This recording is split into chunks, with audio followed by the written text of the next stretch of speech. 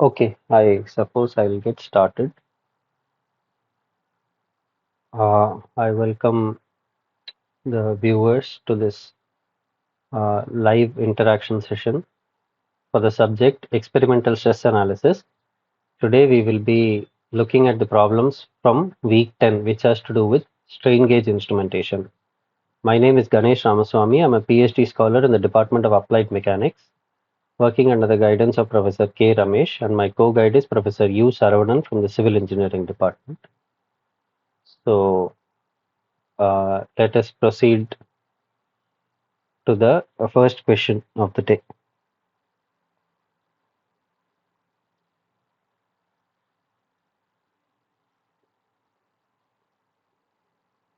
The strain gauge material, which is an alloy of 55% I'm sorry, 55% copper and 45% nickel, is known as which of the following?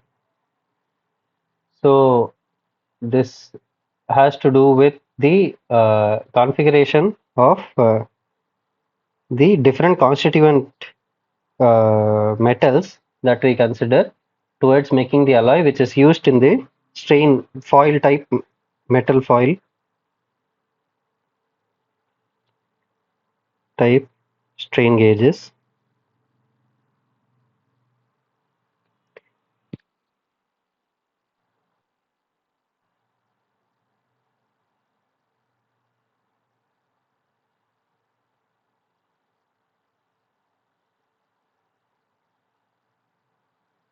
Okay, I'll just wait for a minute because I suppose somebody is joining.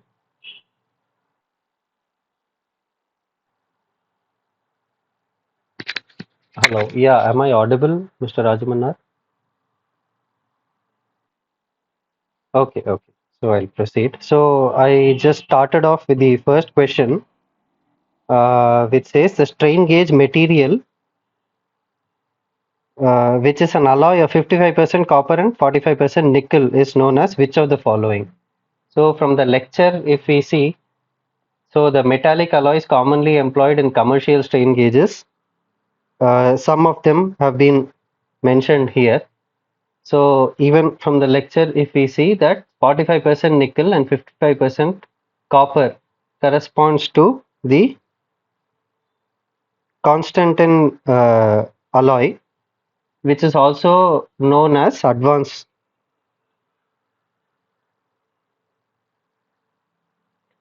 alloy. So this is most widely used, and it has a sensitivity of around 2.1. So the other ones also are used. They are different combinations.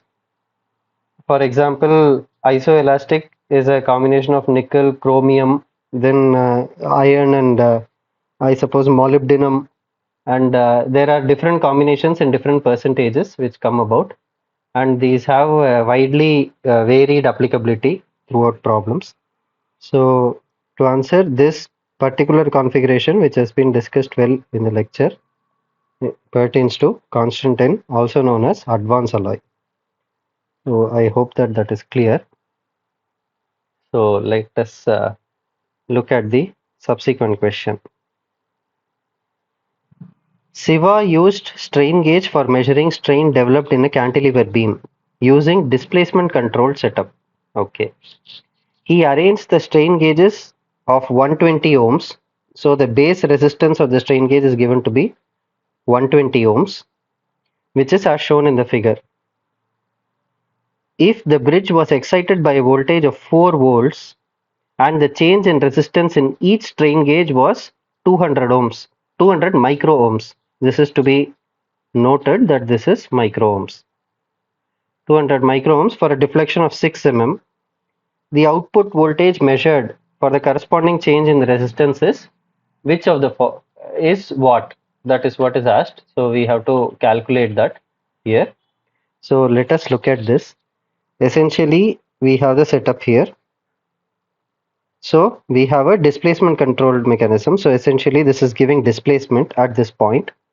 As we also saw that displacement is used, displacement controlled and load controlled mechanisms in the case of cantilever beams are used to calibrate photoelastic coatings,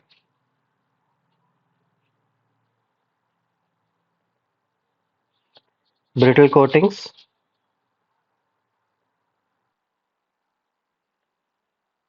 yeah, sure,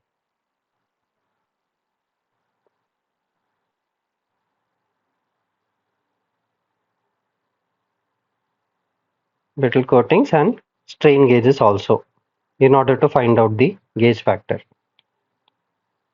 which is otherwise generally given by the manufacturer unless we go for another base material which is different from what was tested in the while calibrating. We need not worry about that. Okay, so now we can see that this is the plan section. Essentially, when we look at it this way, we are seeing the strain gauges pasted like that. 1 and 2 are pasted on the top. The bracketed terms are on the bottom, and our non-bracketed terms are on the top. So essentially, what do we know from here? When we load a strain gauge, we know, let me add another gauge here. Yeah,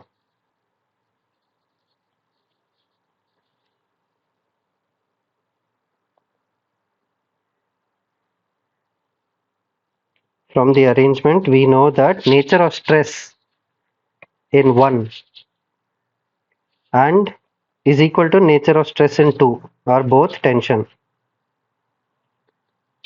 since they are in the top phase.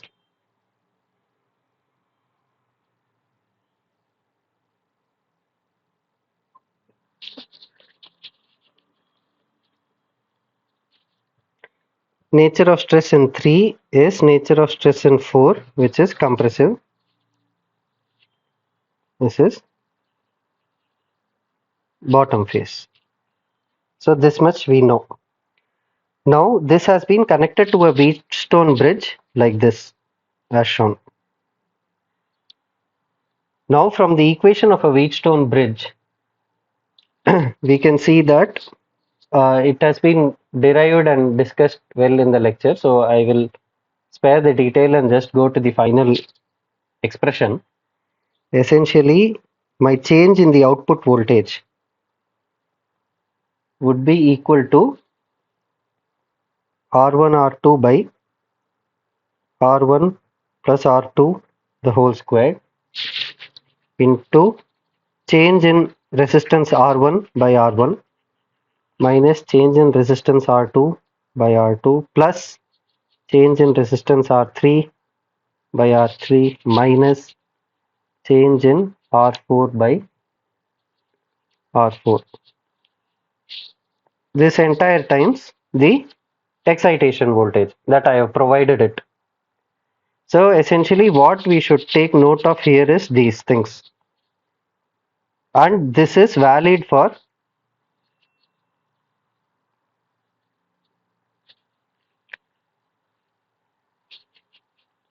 arrangement like this,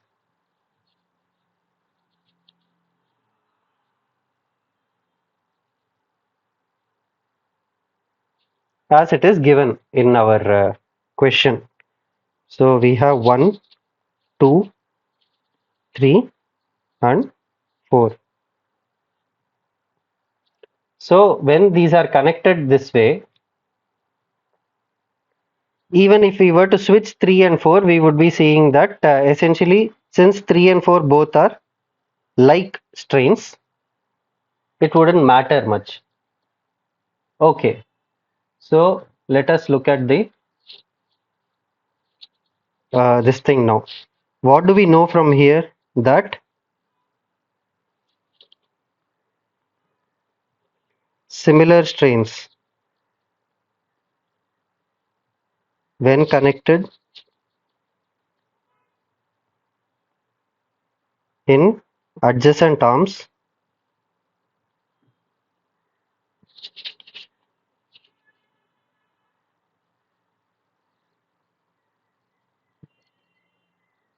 cancel each other. So we are able to see that 1 and 2 are connected in the adjacent arms. Also 1 and 2 are pasted on the top, which measure equal strain. So essentially we have this condition that strain in 1 is equal to strain in 2, and these are connected as such.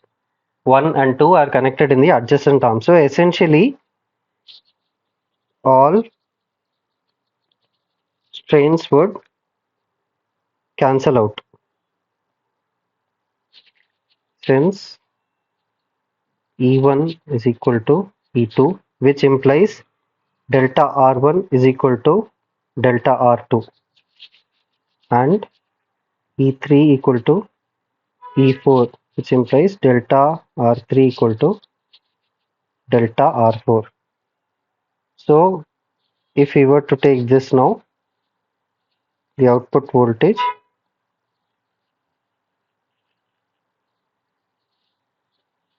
we can see that this would cancel out.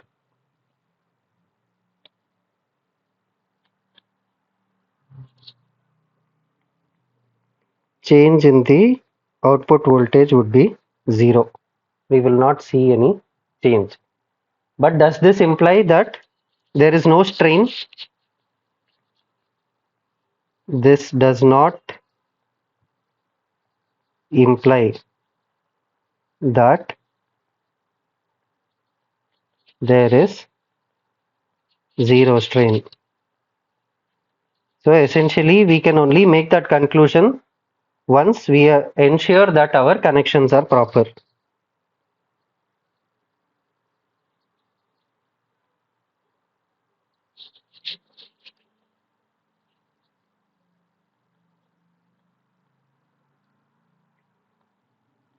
So only after ensuring this for a simple problem like a cantilever, where we can see that our strain in 1 and strain in 2 would be same, and these have been put in adjacent arms which cancel out each other.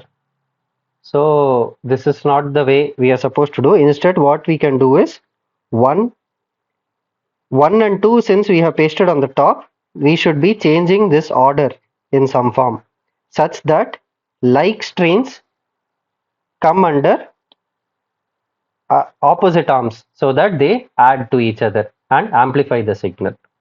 So instead of having them in the adjacent arms and cancelling out the signal. So I hope that this is clear. So we needn't get into the specifics about what the change in the resistance were in each and everything, and what the input voltage was for a displacement of 6 mm.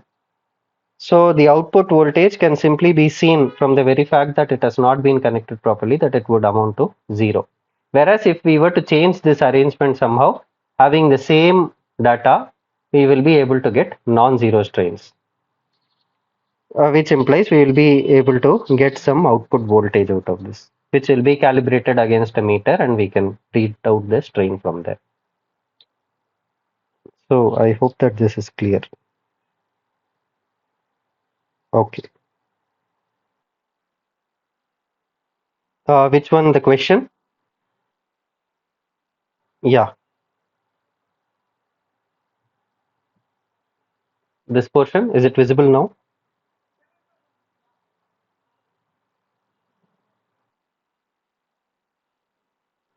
Yeah, displacement control setup.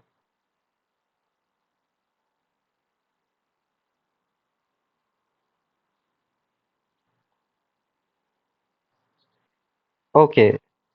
He arranged the strain gauges of 120 ohms each. So what this implies is R1, R2, R3, R4 are 120 ohms as shown in the figure. If the bridge was excited by a voltage of 4 volts, that is input volt V, they are giving as 4 volts, and the change in resistance in each of the strain gauge was measured to be 200 micro ohm. Voltage of 4 volts, and the change in resistance in each strain gauge was 200 micro ohm.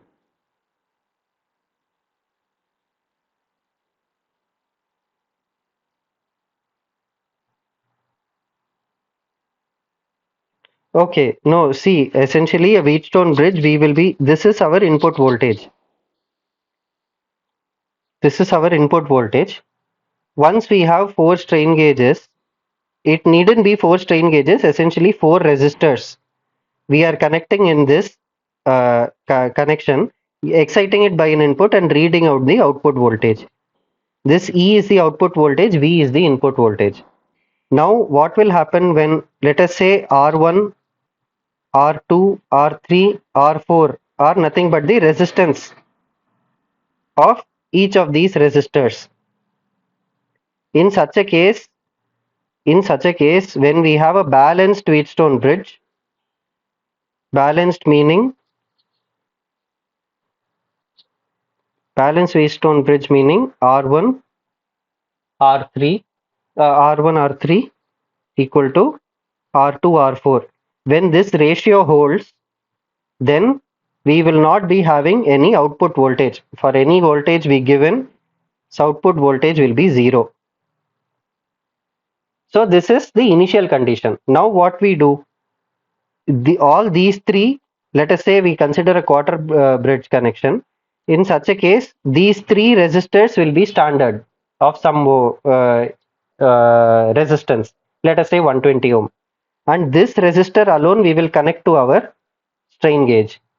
In such a case, when there is some strain in the specimen, which will get transferred to the strain gauge, that strain gauge will have some change in resistance. Because of that change in resistance, this ratio will be disturbed now. Once this ratio is disturbed, we will have some output voltage. So we can directly calibrate that change in the output voltage to whatever strain that is coming onto the specimen. This is the entire theory behind the strain gauge instrumentation. I hope that is clear. Yeah. Yeah, this is the solution. Since we have put it in such a way, the output voltage comes from this formula.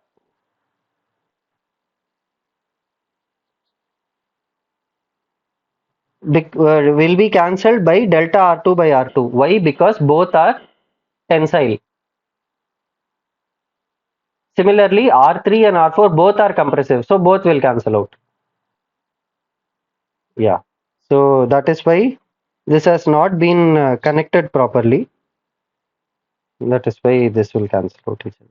Okay. So let us look at the next question. A strain gauge system with a Wheatstone bridge arrangement has to be used in estimating the life of a railway girder bridge. What are the factors that the testing team has to consider for selecting the strain gauge if the strain recording has to be done for a minimum of 3 years? So essentially, yeah, okay. So for a minimum of 3 years, if this has to be continued, then what are the things to be kept in mind? Essentially, in those 3 years, there will be temperature variation. So selection of the alloy material is key here because it has to be selected in such a way that the operating temperatures are within particular limits so that the sensitivity doesn't shoot up. Selection of the carrier material is also essential, as we have seen. It is well discussed in the lecture, the effect of all these four. If we go with the assumption basic tenet,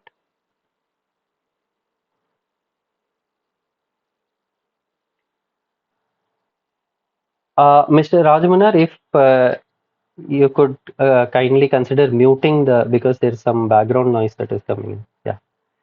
Basic assumption is that strain in the specimen is faithfully transferred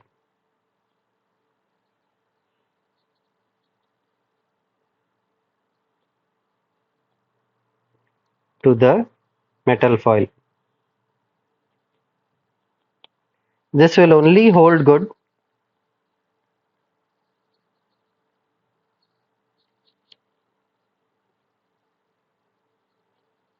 when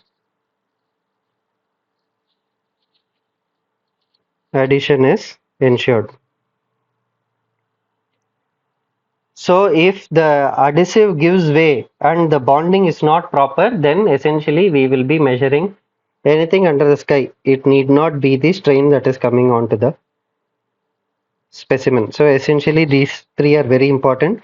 Wheatstone bridge completing resistor should be hermetically sealed. Hermetically meaning airtight. So surrounding environmental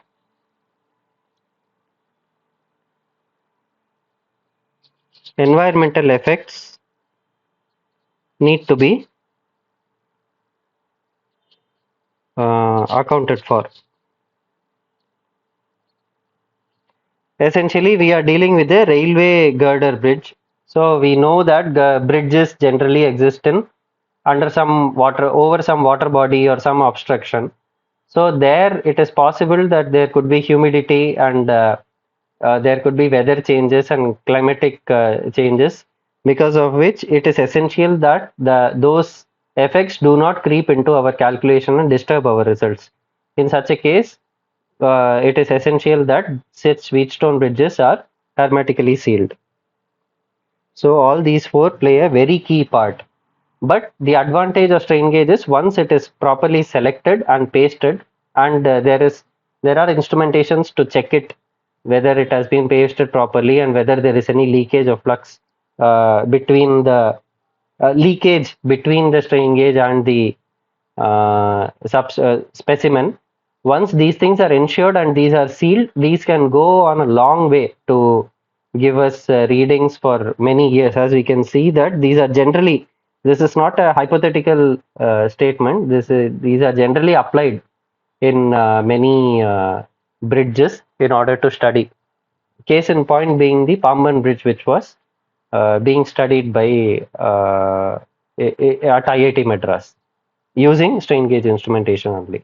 So before proceeding with such a project, it is essential that these key factors are addressed and selected properly. So I hope that that is clear.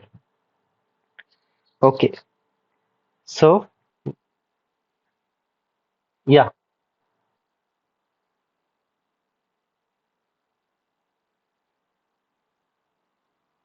yeah. During floods,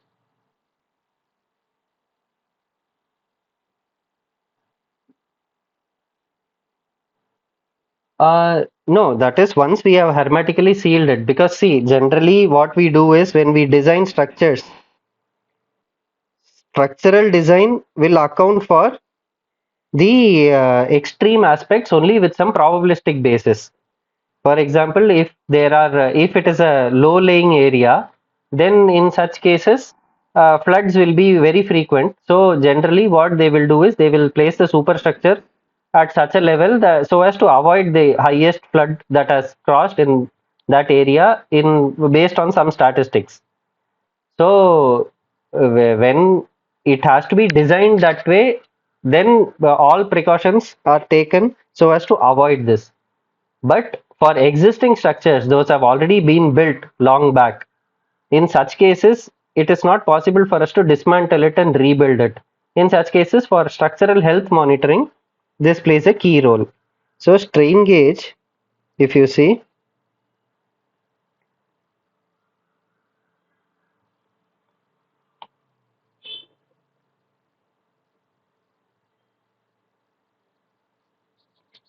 play a key role in structural health monitoring. Structural health monitoring rather than our structural design. Structural design is essentially building new structures, in which case, based on the previous data, we can account for the uncertainties and cater to them up to some extent within our where it sits between safety and economics. Whereas if there are old structures which need to be protected, in such cases, we need to go for measuring the response of the structure to upcoming loads and possibly restricting traffic and things like that. In such cases, strain gauges are essentially used. So what was your exact question again? In case of flood, how we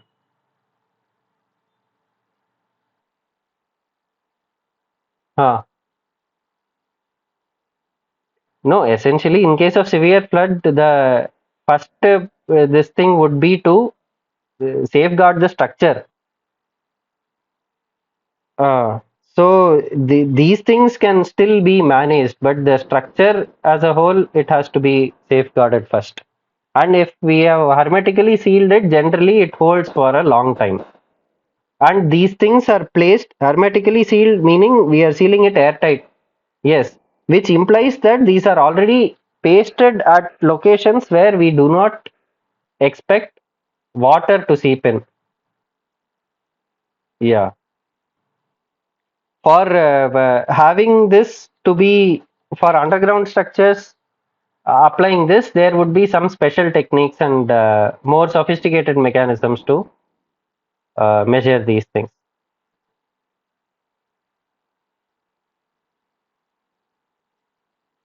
Yeah, but mostly for structural health monitoring purposes. Yeah. Okay. So I hope that that is clear. So let us look at this question. A strain gauge was used to measure axial strain developed in a calibration experiment of a cantilever beam. We are back to cantilever beam again. So we have our cantilever beam. We have placed some load or some displacement, whatever the case may be, P or delta, whatever we have given, and we have pasted the strain gauge here, let us say.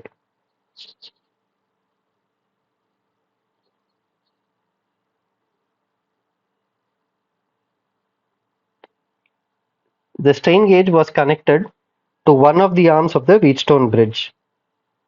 When we connect to one of the arms, this configuration is known as a quarter bridge connection.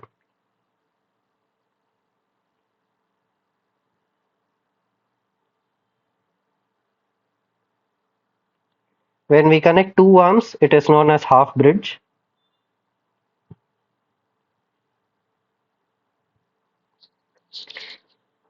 One arm, two arms, and then when we connect all the four arms, it is known as full bridge connection. It depends on the sensitivity and the amplification of the signal that we are trying to achieve. But in most cases, one strain gauge would do just fine. So we will connect it to one of the arms. So the circuit diagram is shown as follows. 1, 2, 3, 4. So we can see the 2, 3, 4 are resistors. We have given it an input voltage and we are trying to measure the output voltage based on the change that has been brought about by the cantilever beam in the form of that strain gauge which is connected to one of the arms as shown here. Okay. Now the question is, what should be the resistance of the resistors 2, 3 and 4 in ohms to make the bridge in balance and increase the sensitivity, bridge sensitivity. If the strain gauge of the base strain gauge has a resistance of 350 ohms, so essentially R1 is given to be 350 ohms. This is the strain gauge. Now what is asked is what should be R2 through R4 in order to maximize sensitivity.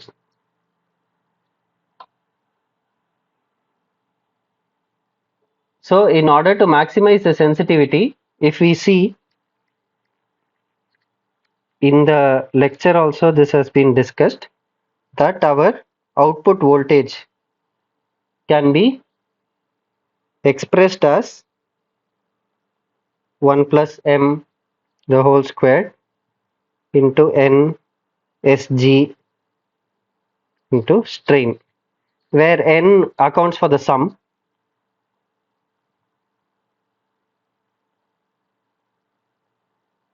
1 through 4. V is the input voltage. Sg and D have to do with the gauge factor of the strain gauge and the strain itself. And M is given by the ratio R2 to R1. Now,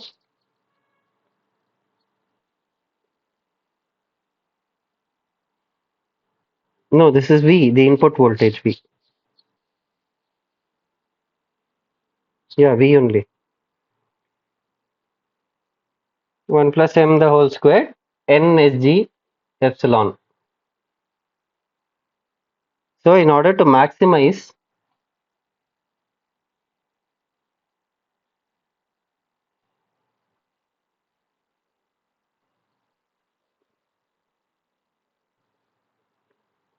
the sensitivity,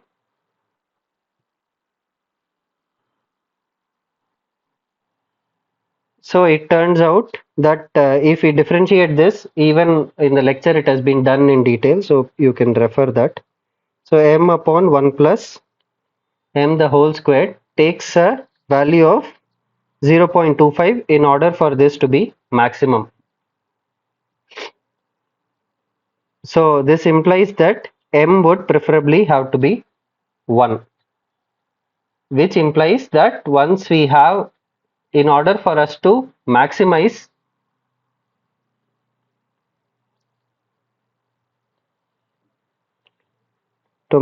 sensitivity,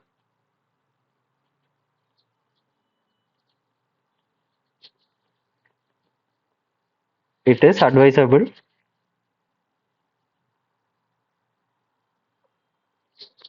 to have R1, R2, R3 and R4 as equal initially. So essentially, if we have this to be 350 ohms, then the others also preferably should be taken as 350 ohms so that our sensitivity is maximized. That is what our strain gauge theory tells us. So in order for us to balance and increase the bridge sensitivity, R2 to R4 also should be chosen as 350 ohms.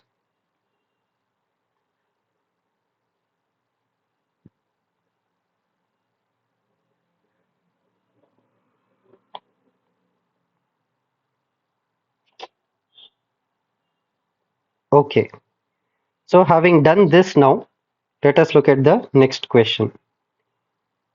Taking the voltage supplied V by the strain gauge as 5 volts. So essentially V is given to be 5 volts.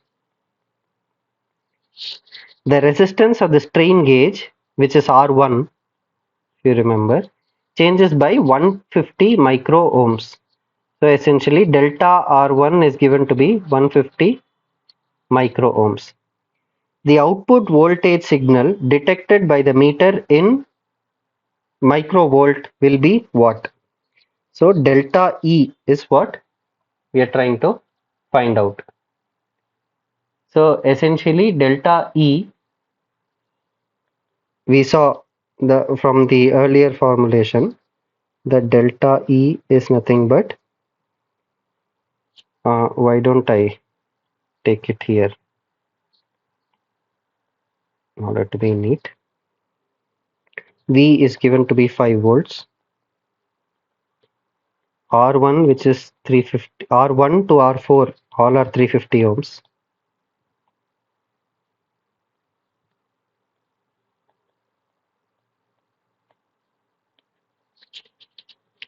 Delta R1 is given to be 150 micro ohms.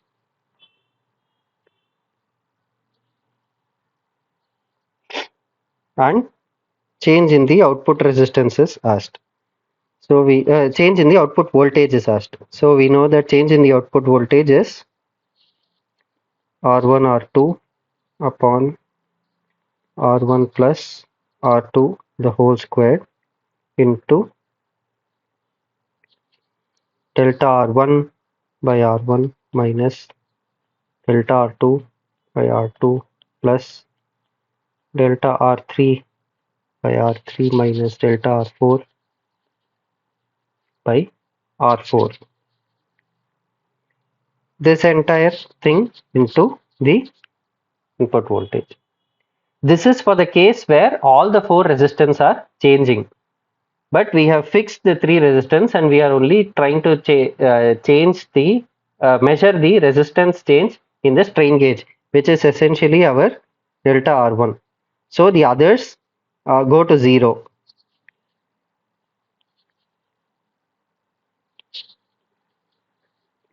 Others are not variable resistors.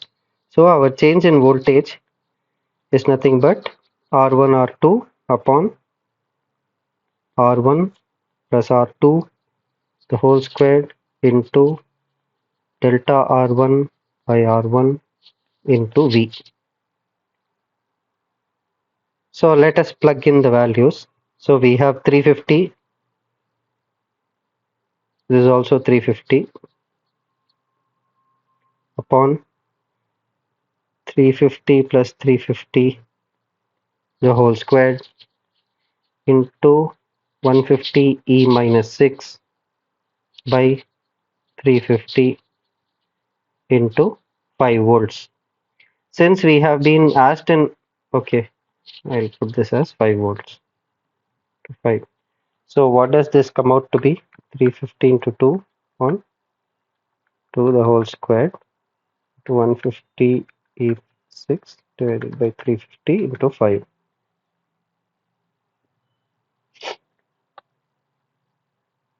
350 plus 350 whole square into 5 into 150 E minus 5. Yeah. So this comes out to be 5.357 E minus 7 volts. Now we have been asked to report delta E in microvolts. I'll just multiply this by 10 power 6 to get 0.536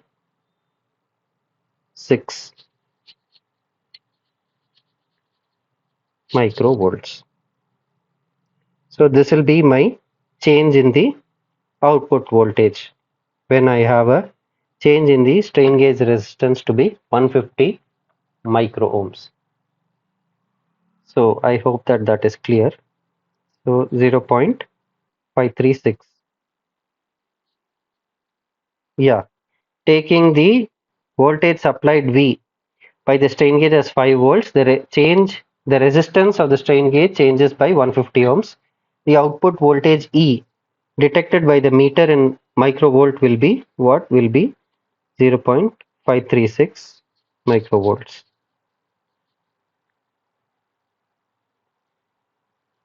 This is what it will be. Okay. So the next question asks, if the gauge factor of the strain gauge is 3, then the strain measured by the gauge in microstrains is what? So we know from the lecture also that our change in the resistance of the strain gauge is nothing but the gauge factor into the strain measured, or strain measured is nothing but delta R by R into 1 by gauge factor. So delta R, and just keep this here, delta R is 150 micro ohms divided by 350 into my gauge factor being 3. So the strain I would be measuring is 150 by 3 by 350. So 1 by 7. So it will be 1 by 7 microstrain or 0.14 microstrain.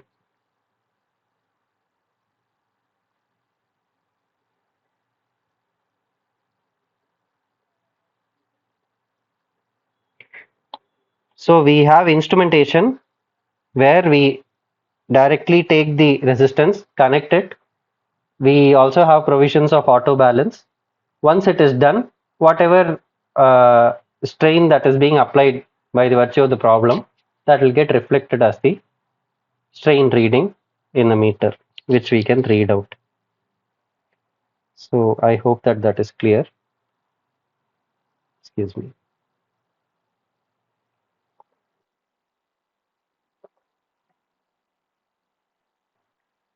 Yeah. Any questions?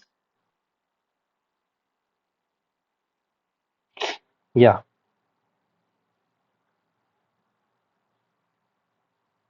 You want to take this down?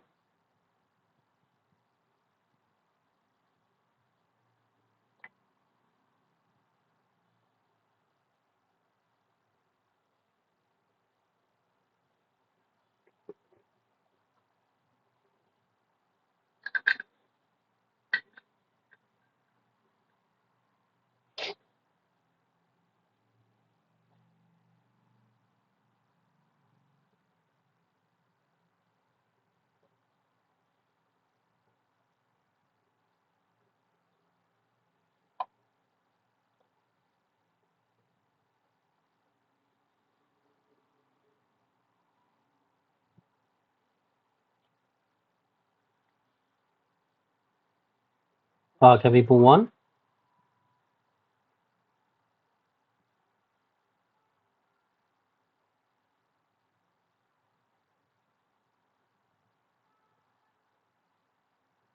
Okay, I'll move on.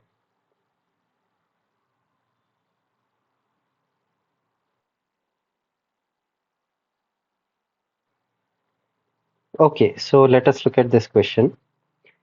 The variation of thermally induced apparent strain for various strain gauge materials with respect to the temperature are shown in the following graph. Answer the following question. So we have three graphs A, B, and C, where thermally induced apparent strain, apparent because it is not part of the problem, but it has been induced due to the temperature effects, and it is entering our calculations as spurious results, which need to be accounted for, versus the temperature it is given. So we have just been asked, what do these graphs correspond to? So if we see graph A, which is the steepest in the temperature range, which shows extremely high sensitivity to temperature, it pertains to our inelastic alloy. This is more of, it appears to be a little bit of a memory based question because it is discussed well in the lecture. So in case something is not clear, I would recommend that you revisit the lecture once and then take your questions, because some have to do with the hardcore concepts of mechanics which will require elaboration, but certain things are right from the data that have been picked from the lecture. So inevitably such questions we will be seeing, but regardless we will be seeing some implications about it. So this shows high sensitivity, high temperature sensitivity. So these are mainly used for fatigue applications. So graph A pertains to the inelastic alloy. Graph B corresponds to which one? Graph B is this one. So graph B pertains to our karma alloy. This has a highly stable but at a higher temperature. And graph C, if you see this graph, it pertains to our advance or constant N alloy.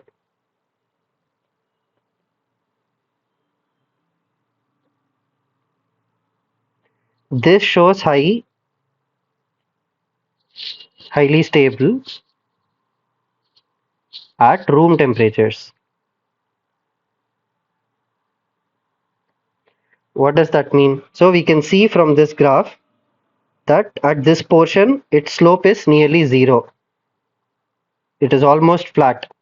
And if we see this area, it is nothing but 0 to 50 degrees, which comes to around the room temperature, if we see. So around the room temperature, it does not show much variation in thermally induced apparent strain. So this is well utilized in our day-to-day room temperature applications where we won't be having much effects. Whereas if we were to use the inelastic alloy at room temperature, we can see that even a slight variation in the room temperature will shoot up the strain like anything, which is essentially not coming from our mechanics problem, but from the temperature sensitivity of this. At the same time, if we see for our Karma alloy, it also has that flatness, but that is at a much higher temperature, around 100 or 110. So, for high temperature applications, this provides us with stable results. Whereas for room temperature applications, we have our advanced alloy or constant alloy. Karma alloy is mostly used, inelastic alloy, which shows high sensitivity, is mostly used for fatigue applications. Okay, so with this, if we answer this question, the best material for measuring strain at room temperature as indicated by these graphs would be which of the following? A, B, or C? At room temperature is essentially this zone. Room temperature can be taken around 37. So essentially we are looking at this zone where our curve C shows the least sensitive. Yeah, yeah, exactly. So we have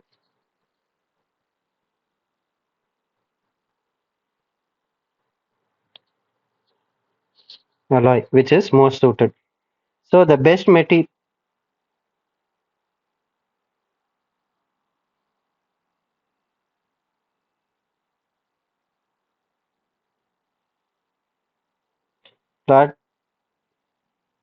platinum tungsten alloy, I am not sure if that was actually this graph has been taken from the data provided in the lecture only.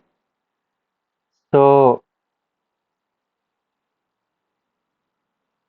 yeah, for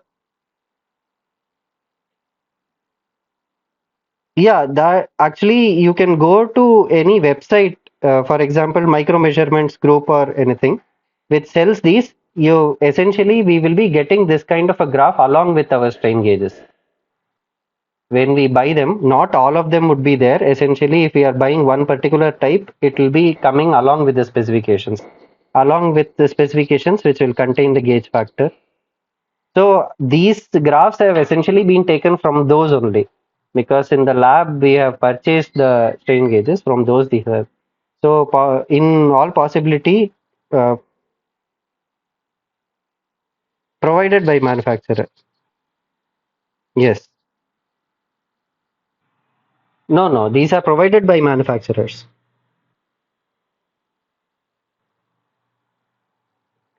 along with gauge factor.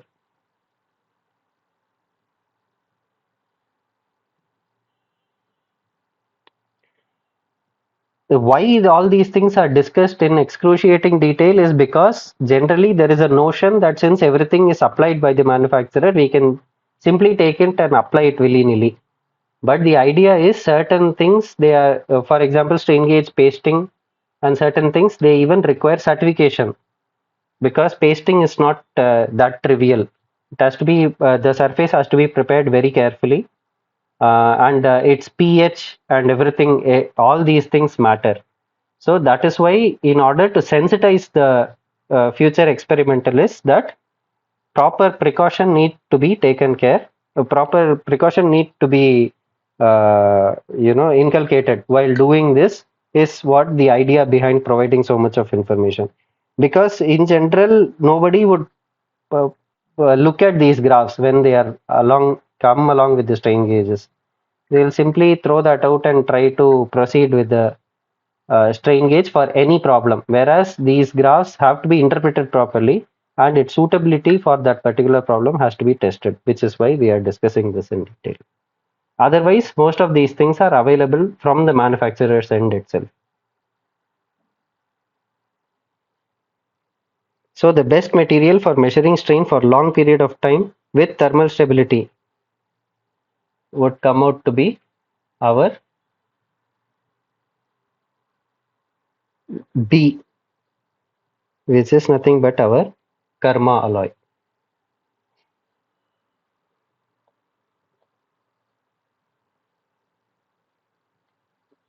which has a high thermal stability. So I hope that that is clear. So let us look at this question. A delta rosette measuring strain 300 microstrain, 400 microstrain, and 500 microstrain in strain gauges A, B, and C respectively, as shown in the figure. Find the components of the strain tensor at this point. Neglect the transfer sensitivity effects. What are transfer sensitivity effects? Essentially, we saw that our strain gauge is a wire grid. So in such a case, our transfer strains will also play some part in changing the resistance, which is why we try to make this end stub so thicker so that its effect is much less. Nonetheless, it creeps into our calculation, but here we are trying not to account for them. Ignoring them, what is the result is what we are asked. So first thing we should look at is what is a rosette and why we need them. So essentially on a free surface,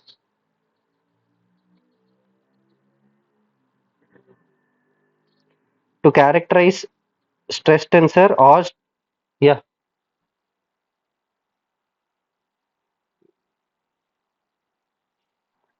300, yeah, in A, B and C, A, B, C, find the components of strain tensor at this point.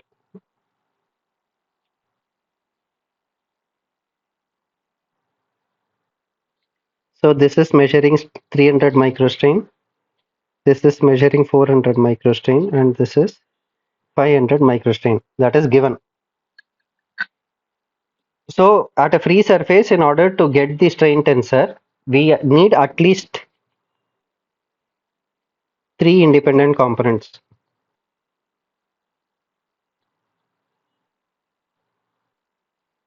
And then subsequently, we can use the strain or stress transformation in order to get the tensor which contains all the traction vectors in one place, generalized. So we generally go for a rosette arrangement. Essentially, this rosette is trying to measure strain at this point. But since it is not possible for us to put it one over the other, that is why we space it out like this. And these rosettes, its alignment is very crucial, because even if this changes slightly, we will be measuring the strain in some other direction rather than 60 degrees. So in general, these strain rosettes come pre-manufactured by uh, our manufacturing end. That is, we have different kinds of rosettes, rectangular, delta. So such rosettes come at specific angles, and we just need to paste it and take the reading. Only the pasting part is cumbersome. The aligning part is already taken care of by the manufacturer. So what we have been asked is epsilon xx, what epsilon yy, and gamma xy. Xy, gamma xy, or 2 epsilon xy, as we say.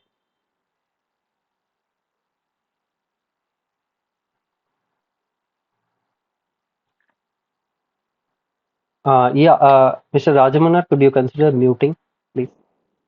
Yeah, thanks. Thank you. 1 minute.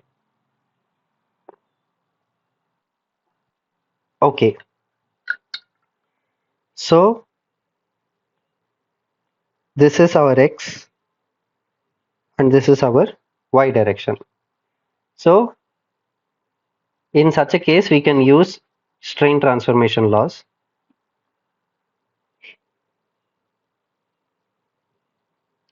We can see that our epsilon xx aligns with our a, since that is parallel to that.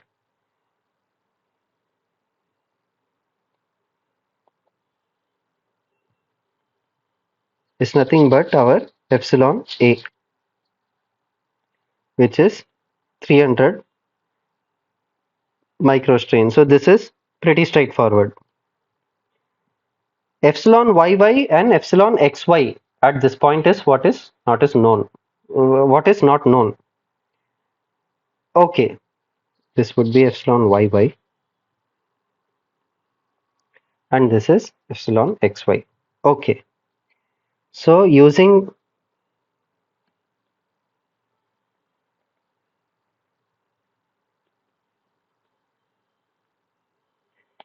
strain transformation, we know that epsilon at any angle theta is given by epsilon xx cos square theta plus epsilon yy sin square theta plus epsilon xy sin 2 theta.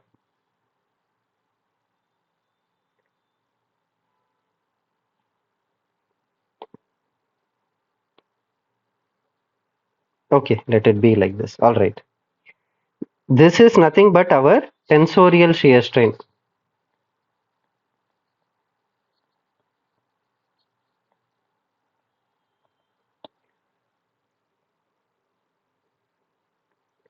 Engineering shear strain,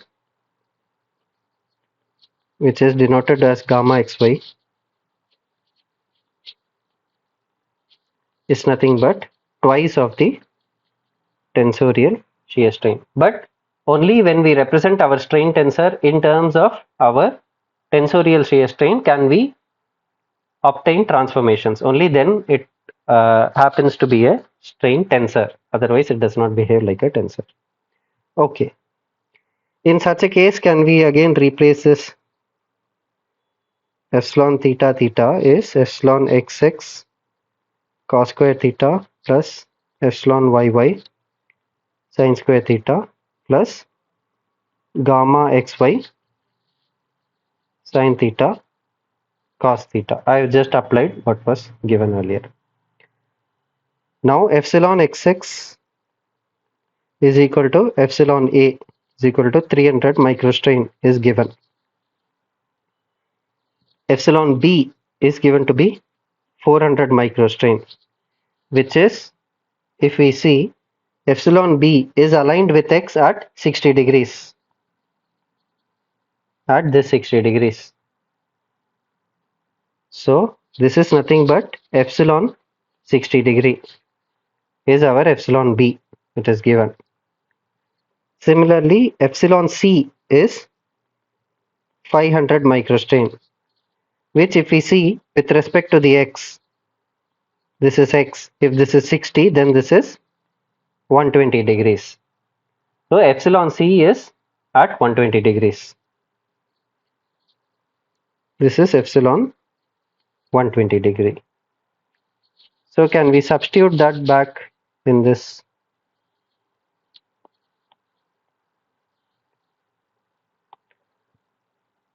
So on substitution,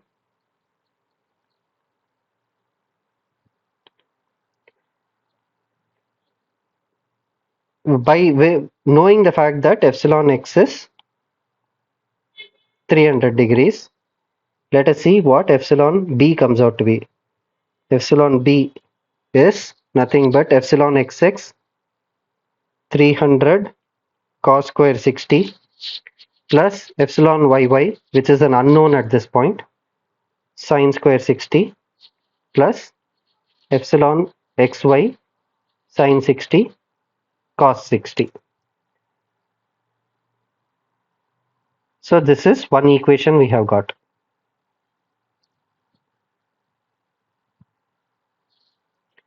Similarly, epsilon c is nothing but epsilon xx cos squared 120 plus epsilon yy sin squared 120 plus epsilon xy sin 120 cos 120. This is the second equation. So we have two equations and we have two unknowns, namely epsilon xy and epsilon yy. So can we solve for them? So putting it in a matrix form, I can write it like this. Sine squared 60, sine 60, cos 60, sine squared 120, sine 120, cos 120 into epsilon yy, epsilon xy. And I will take this to the other side. This will be epsilon b minus 300 cos square 60. This will be epsilon c minus 300 cos square 120. Mind you that epsilon b and epsilon c are known. It is given. Epsilon b is our 400 microstrain and epsilon c is 500 microstrain. So what will this come out to be?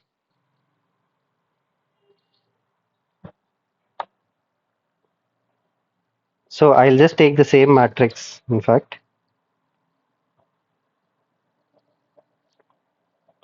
let me just take this again.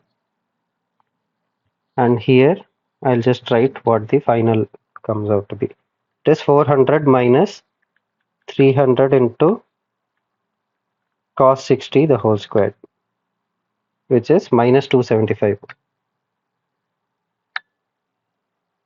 I'm sorry, not 3 cos 60. There is some mistake on that. 325.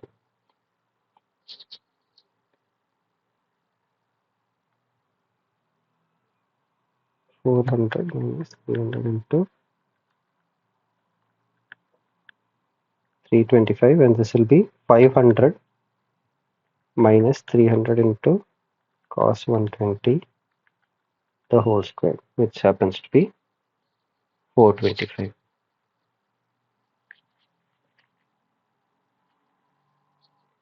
So from here, if I invert this, epsilon yy and epsilon xy. Yeah, there is one key difference here. It is not epsilon xy anymore. It is gamma xy, since I have replaced it with sine theta cos theta. If I had written sine 2 theta, then only it will be epsilon xy. So this is gamma xy. Please take note of that.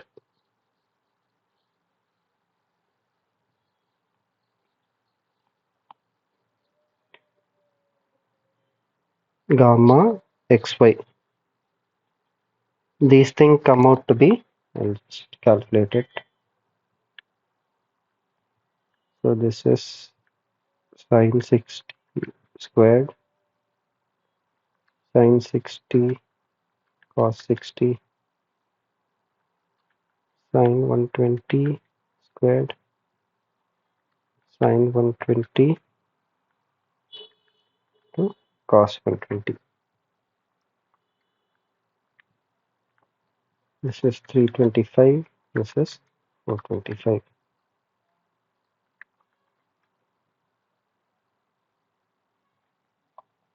So this comes out to be 500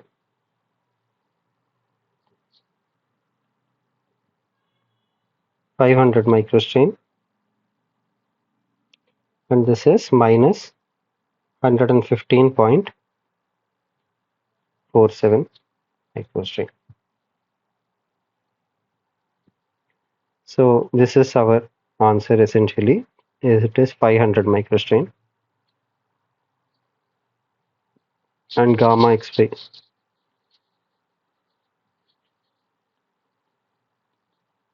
minus 115.47 microstrain. This is our final answer.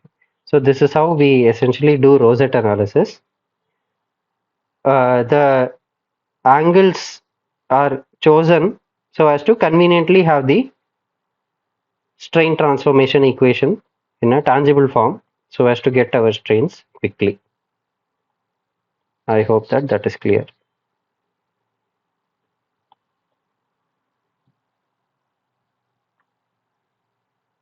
Okay.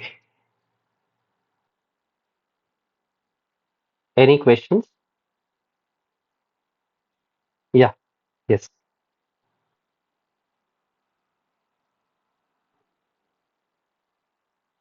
Yeah, yeah. Yeah, that is what we discussed. No, for example, if we were to take a strain gauge, we make our strain gauge with grids, right? Like this. So transverse strain also, when you change the because of strain, there will be Poisson's effect will also affect your strain calculation. So that is something we are trying to ignore, avoid here. In general, we provide the ends to be bulbous so that it affects it less. It is just said that you ignore that effect, meaning strain in this direction. Don't take that, just take the, for example, epsilon C is measuring 500 microstrain implies that you take that 500 microstrain to be along that direction. And no component of that 500 microstrain has anything to do with the Poisson's effect, is what that statement implies.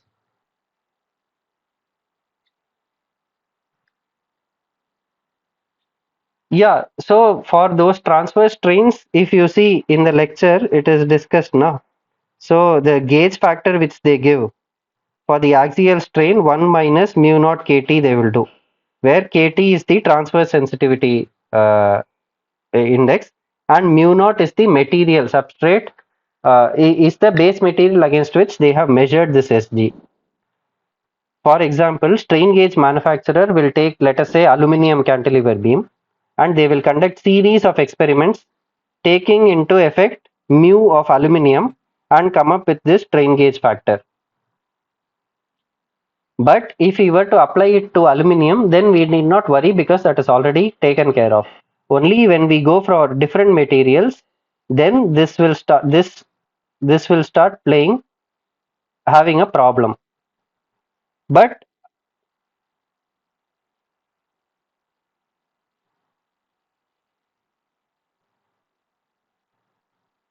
sorry, what? Yeah, gamma xy or 2 epsilon xy.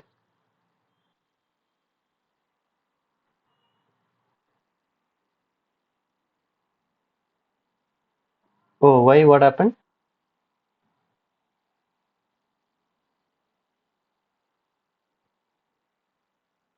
Yeah, where is it that you're saying it is? This also would be gamma. That is what it is it?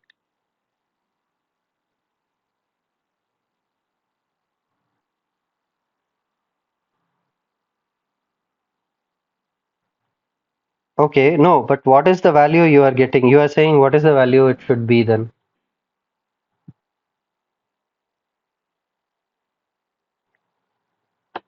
Yeah, but there must be some reason for that doubt, right? I'm just trying to get to the bottom of that so that we can clarify that right now.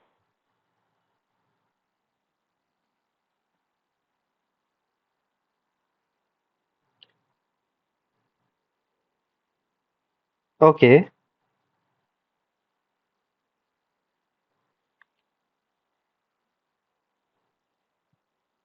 Yeah, I calculated using matrix inversion only. Essentially, A inverse B is what I got as the x vector. That is what I have done. So this matrix, I have simply inverted this and multiplied it with 325, 425. Anyway, I will be uploading this. I think that the calculations are okay. I will be uploading the sheet. You can just try your hand in that. And if there is an error, you're more than welcome to bring it up. We can reconsider that. Okay. Yeah. Okay. So I hope that that is clear. Okay. So let us move on to this question. The strain gauge analysis of a bed lift cylinder of a dump truck was carried out. Okay, so we have a component where we have pasted this strain rosette. Three strain gauges have been attached directly to the piston as shown in the figure, as shown in the diagram.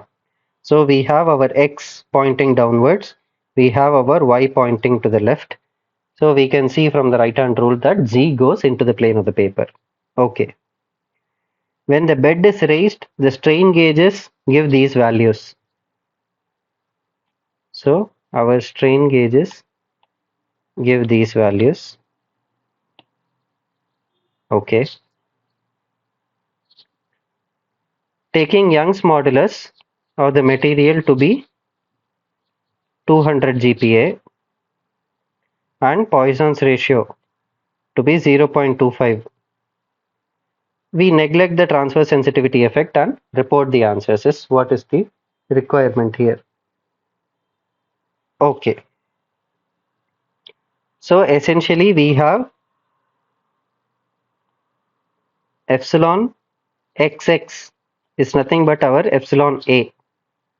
From here we can see x is in this direction and a is placed parallel to that. In case you didn't notice, this is a, the b and c. So a is along x, c is along y and b is at 45 degrees to x. Okay. So epsilon xx is nothing but epsilon a, which happens to be 80 microstrains. Epsilon yy here is epsilon c, which is given as 20 microstrains. Epsilon c, we can see from here it is nothing but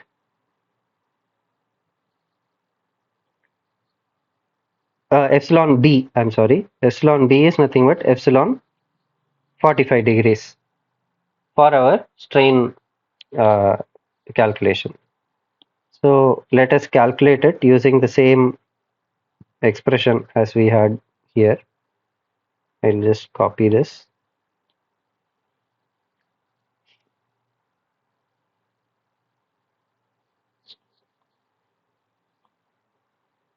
Okay, so epsilon 45 is given to be b, epsilon b, which is 60 microstrain, is nothing but epsilon xx.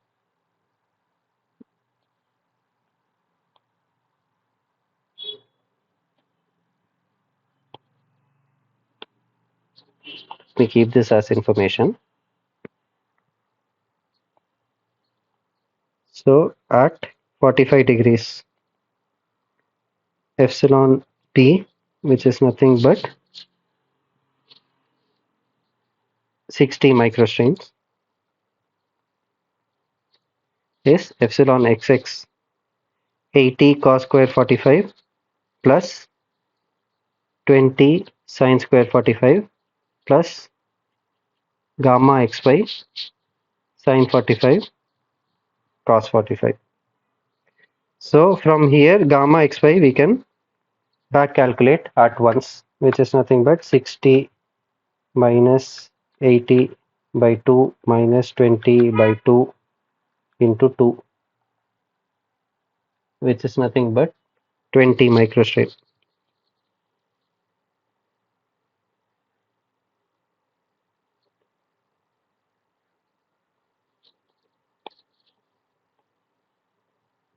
Since we were given the strain directions in two perpendicular axes, third one is it is trivial to calculate. So we know the first part, the shear strain, which is nothing but the engineering shear strain, is coming out to be 20 microstrain. So the principal strain epsilon 1 and epsilon 2 are asked. Okay, so epsilon xx we know at this point is 80, epsilon yy is 20 and gamma xy is 20.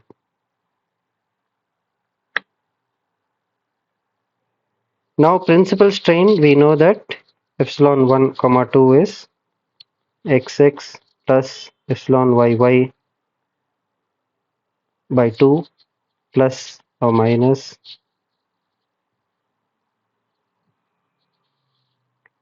xx minus epsilon yy by 2 whole squared plus epsilon xy the whole squared.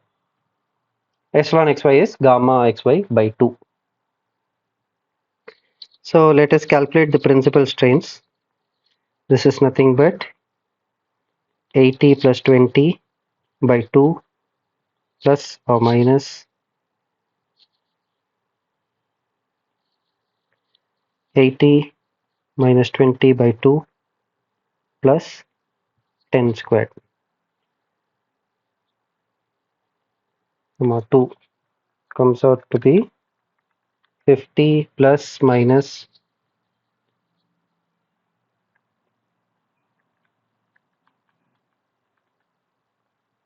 31.62 microstrain. So essentially this gives us maximum principal strain to be 81.62 and our minimum minor principal strain to be 18.38.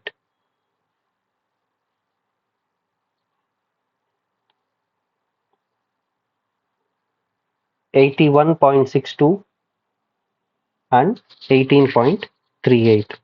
So we have this epsilon 1 equal to 81.62, epsilon 2 equal to 18.38. So far so good. Now we want to calculate maximum principal stress and minimum principal stress, maximum major and minor principal stresses. That is why our elastic constants were given in order to relate them using the constitutive relation. This is why this was given. Okay, so let us look at that. We know from our stress strain equation, or rather I should say strain stress equation, that epsilon 1 is sigma 1 by E minus mu sigma 2 by E. Similarly, epsilon 2 is sigma 2 by E minus mu sigma 1 by E. So if I were to eliminate this, let me take it here, plus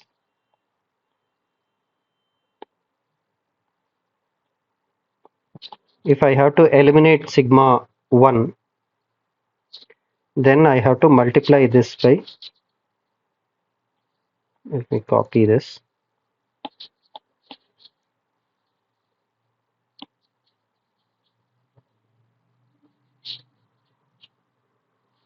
multiply this by mu squared and add them. Mu epsilon 1 plus epsilon 2 is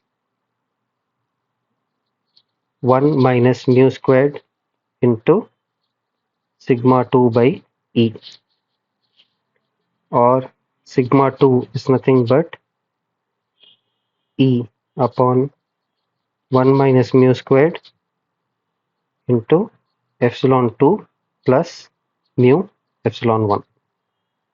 So this is the expression for minor principal strain.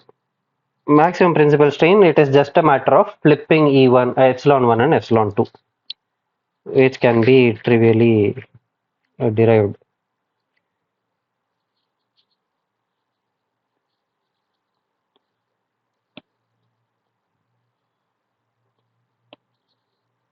Okay, so this comes out to be E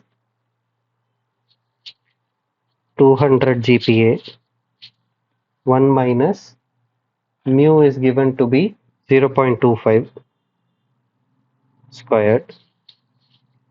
Epsilon 2, we got it as 18.38 microstrain plus 0.25 into 81 point, what was it, 81.62 E minus 6.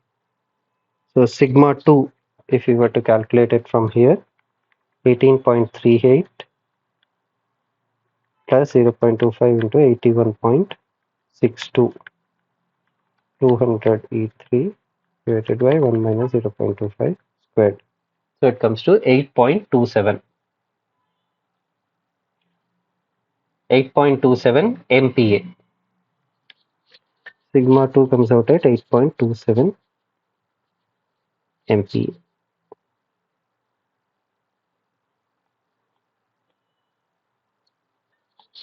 Similarly, you can just copy this.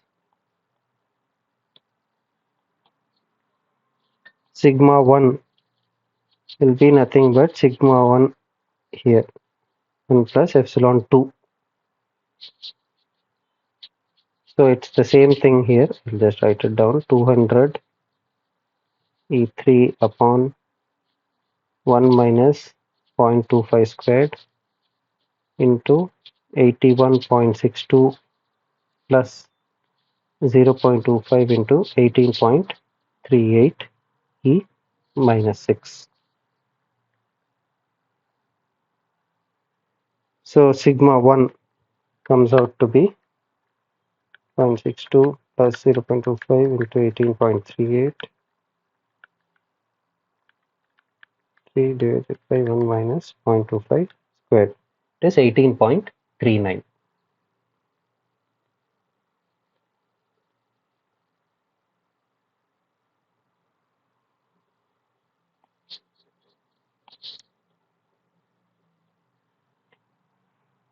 Okay, so we have got principal stress 1 as 18.39. Incidentally happens to be matching with the value of epsilon 2, but it's just a coincidence, I'm sure. Sigma 2 is 8.27. I'm sorry, this is not microstrain, this is MPa.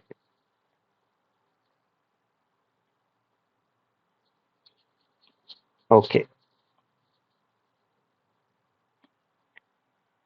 so we have principal stresses, we have principal strains. Now the question is, if the yield stress sigma ys is 164 MPa is considered for the material, does the piston fail using the Tresca yield criteria? Now what is the Tresca yield criteria?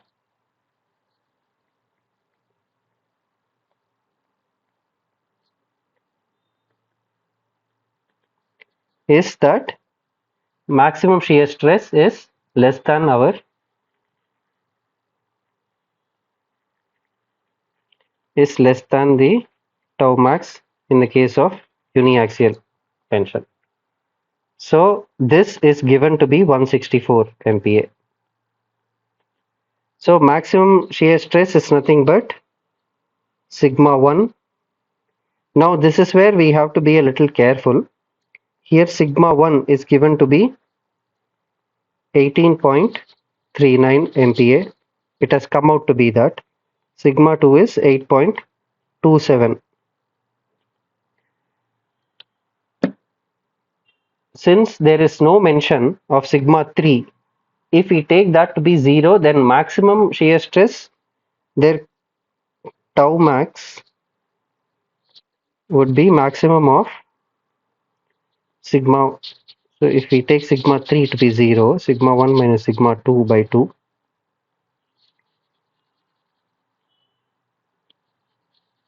and sigma 2 minus sigma 3 by 2. Absolute value, of course.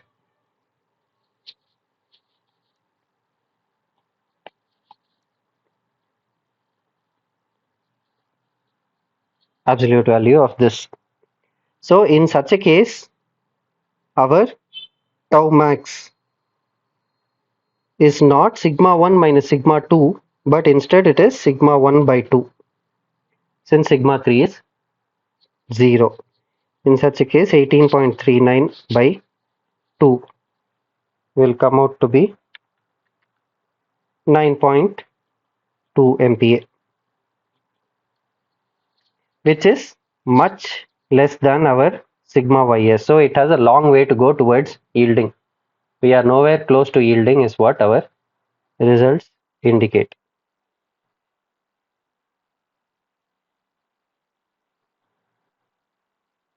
So I hope that that is clear. Yes, any questions?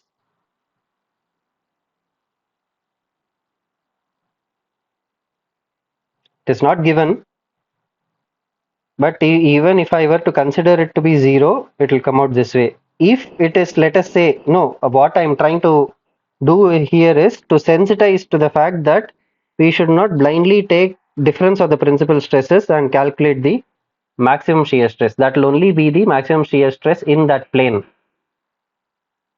That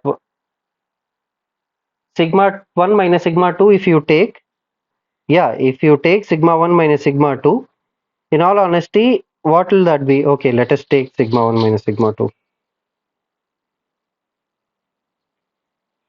Yeah, so this will come out to be 18.39 minus 8.27 by 2.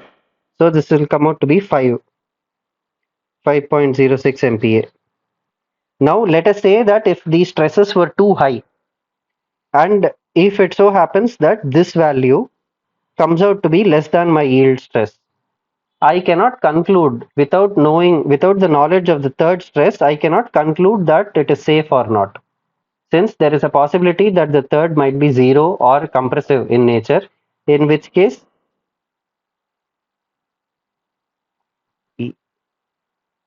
yes, it is less, but let us say if this shot up by 10 times or 20 times, I'm just trying to sensitize to the fact that our Moore circle for 3D representation,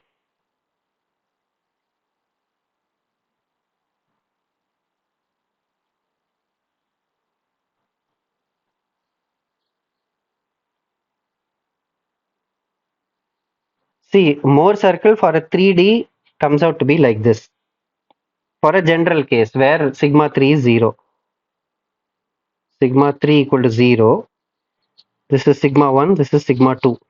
Now, if we consider simply sigma 1 minus sigma 2, we are sitting only on this circle and we are concluding about shear stress, maximum shear stress. In all possibility, this could govern or the outer one could govern. Yeah. So, what we should keep in mind is maximum shear stress is nothing but radius of these circles.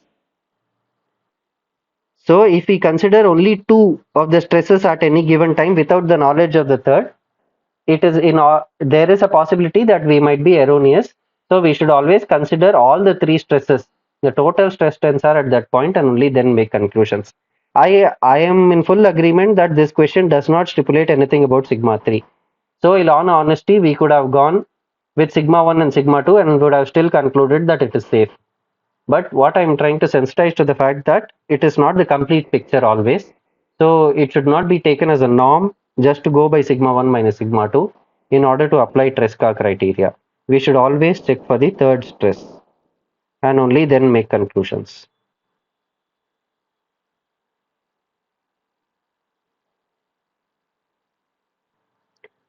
If this question, huh, no, then that question will not qualify as complete unless they have given information about sigma 3. Here, since both of them give you a safe value and the question simply asks, does the piston fail? So the essentially the answer is no, it doesn't fail. But based on which criteria we are concluding, that is the key here. I mean, based on which difference of principal stress. If they were to give four options for this, then in such a case, they will have to stipulate sigma 3. Okay, so I hope that that is clear.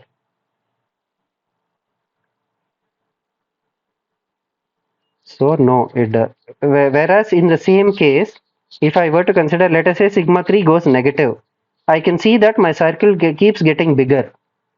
So if sigma 3 is compressive, my shear stress, maximum shear stress shoots up even more. So that is something I should keep in mind always.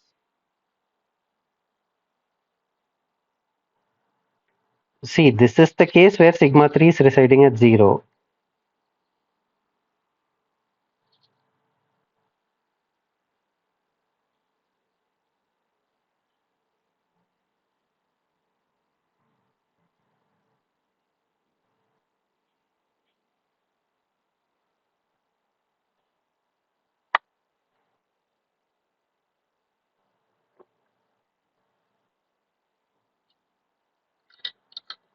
not yx, ys, yield,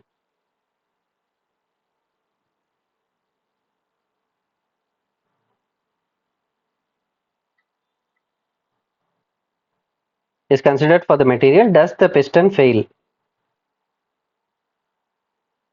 By Tresca criteria. Tresca criteria simply states that when the maximum shear stress as compared to a uniaxial tension case matches the maximum shear stress in your specimen or your material, then the material is considered to have failed. What I am trying to say is, from our planar analysis, we know sigma 1 and sigma 2. If sigma 3 is 0, our Mohr circle comes out to be this, in which case my maximum shear stress is this arrow, which is nothing but sigma 1 minus sigma 3 by 2. Sigma 3 is 0, so it is sigma 1 by 2. Now, for the same case, if let us say I have a condition where my sigma 3 is indeed negative instead.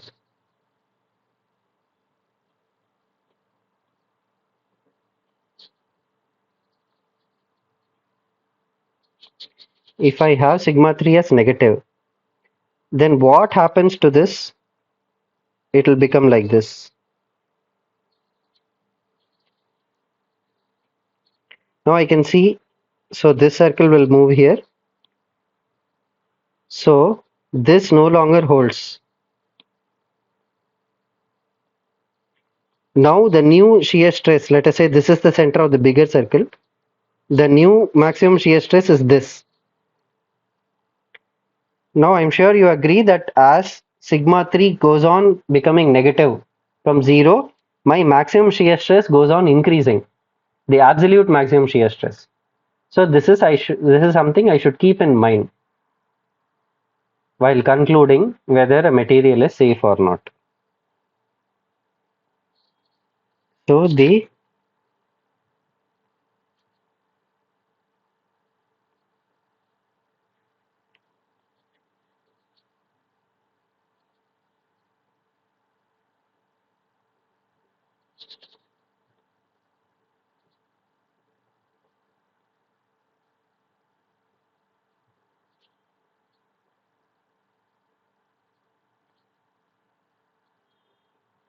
this is the point I was trying to emphasize upon, that the information about the out of plane stress is very important in order to make meaningful conclusions. So I hope that that is clear.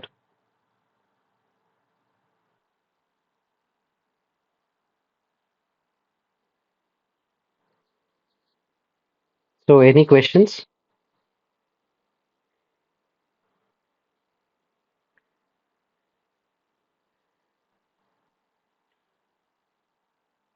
Yeah,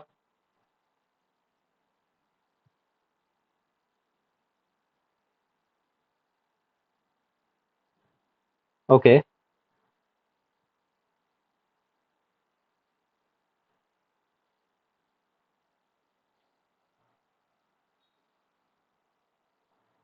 okay.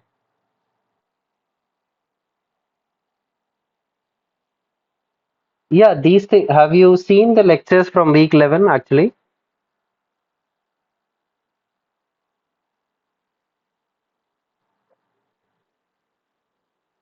Yeah, no, I would suggest, because lecture 11 we will be, week 11 we will be discussing the coming week. In week 11, the entirety of nomenclature of strain gauges.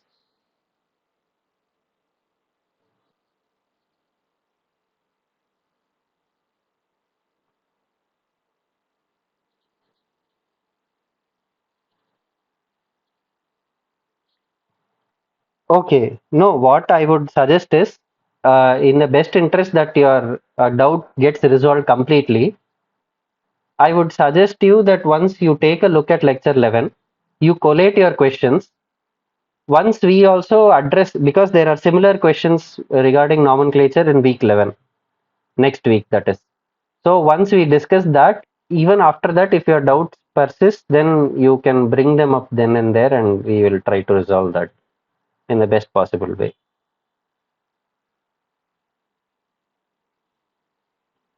Yeah.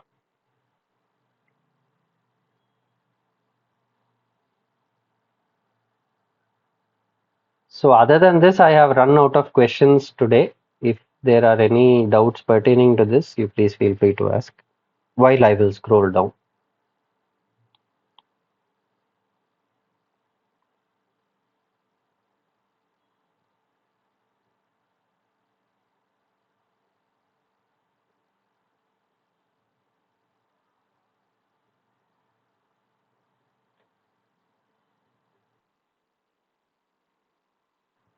Yeah, fourth question.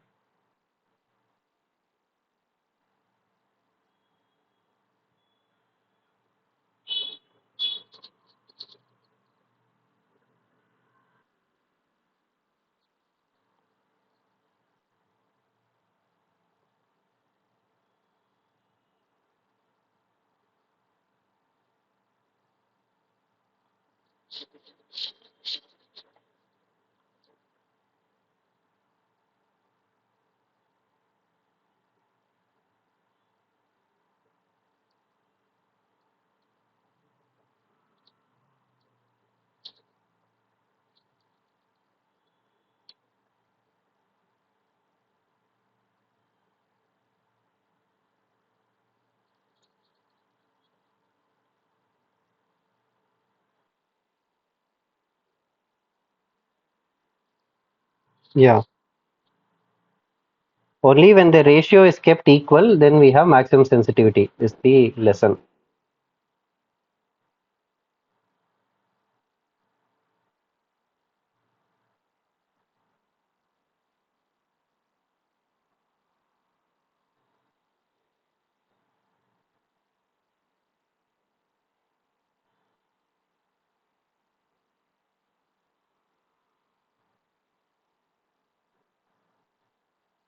Yeah.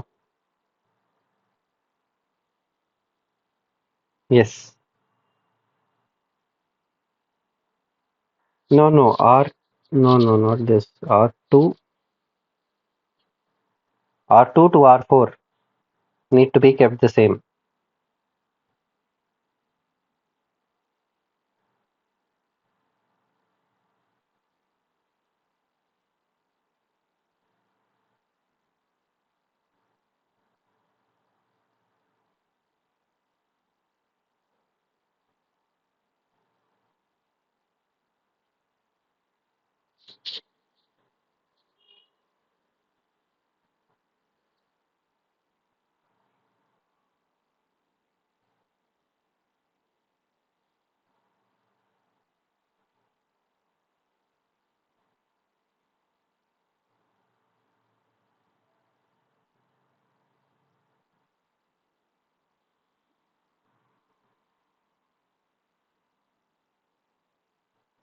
Yeah,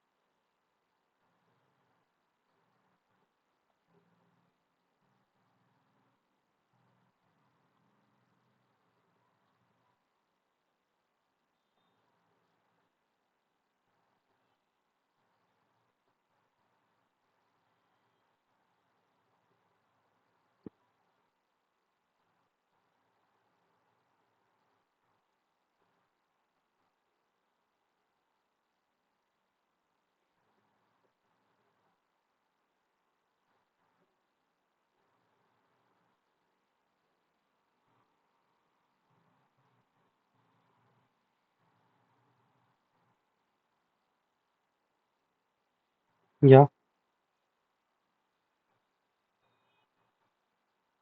yeah, yeah,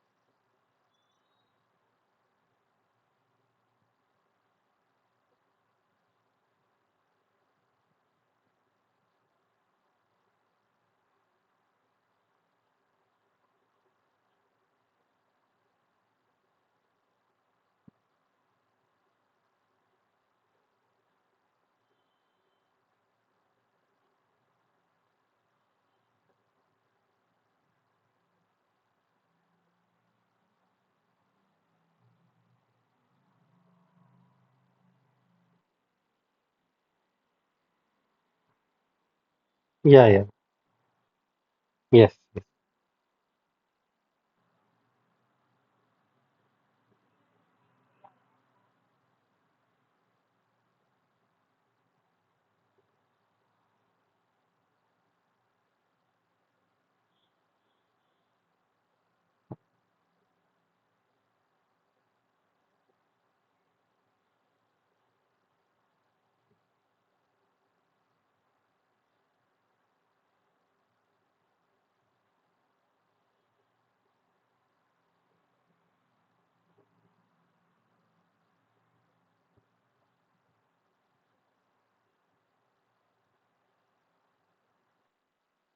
Okay.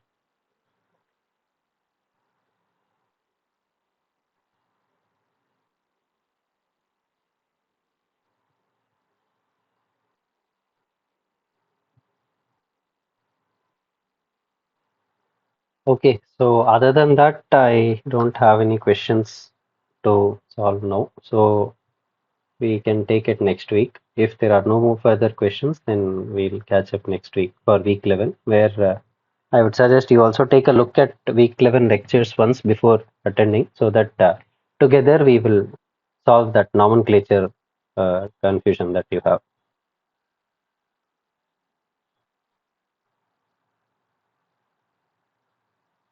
Okay, so other than that, if there are no questions, you can consider leaving.